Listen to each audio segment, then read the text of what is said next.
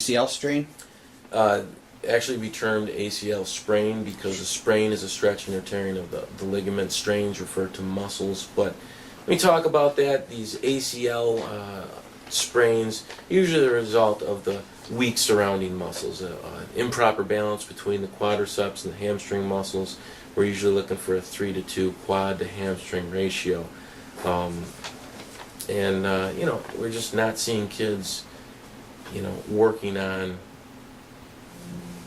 proper balance with those muscles, and not per se working on in the weight room, because we don't want all our young kids going to a weight room. Our coach is doing drills that are going to elicit a benefit for the hamstrings versus the quadriceps, etc. UCL sprain. Ulnar collateral ligament, that's in your elbow. Tommy John surgery, very similar there. Improper mechanics, wind up, overuse, all lead to that ligament being sprained, stretched, or torn.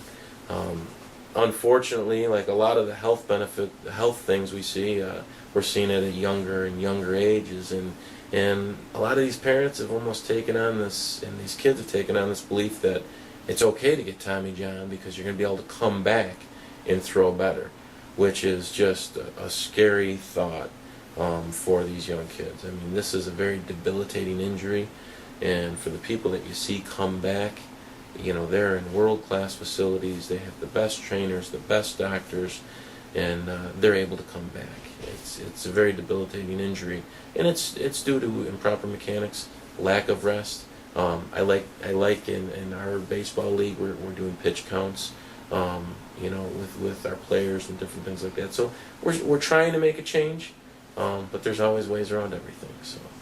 Yeah, Mike Maloney, in our interview with him, was actually working under Frank Jobe, who invented Tommy John surgery, and Frank said that actually what the athletes in their head think, because their injury happens before the injury happens, if that makes sense, is they start to lose velocity, they have the surgery, and they get it back, but they're never as good as they were first. No. I mean, one of the hardest things, and you can't explain this to an athlete until they go through it, is rehab is not a fun thing. There is nothing fun about rehab, and we try and relate to these kids is, why are injuries so bad? It's not the injury that's so bad. It's the rehab coming back. Turf toe. Turf toe, generic term, can be a broken big toe, a sprained big toe, very debilitating injury. But you don't see a lot of that from overuse. That's usually a one-time jamming the toe where you injure it or break that toe, and then you try to continue and push off and push off. But not a lot in youth sports. Ankle sprain and knee sprain.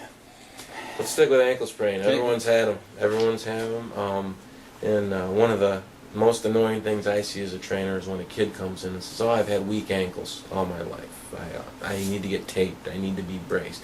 We always look for some mechanism that's going to help us get through whatever we do. And the only mechanism that's going to make you stronger is by doing proper rehab. Unfortunately, with the ankle, once we can walk, we think we're healed. All right, and it's years, that it takes to continue to rehab, build up the muscles around to get that ankle better. Knee, on a scale of grade 1 through grade 3, compared to an ankle, a grade 1 knee sprain is going to keep you out a lot longer than a grade 1 ankle sprain. You're looking anywhere from a week to 3 weeks for a grade 1 knee sprain versus an ankle sprain where you could come back the next day or maybe a week later. But some of those are if we're talking about an ACL sprain, it's that lack of muscle. But some are, just by being hit or structurally hit or something like that.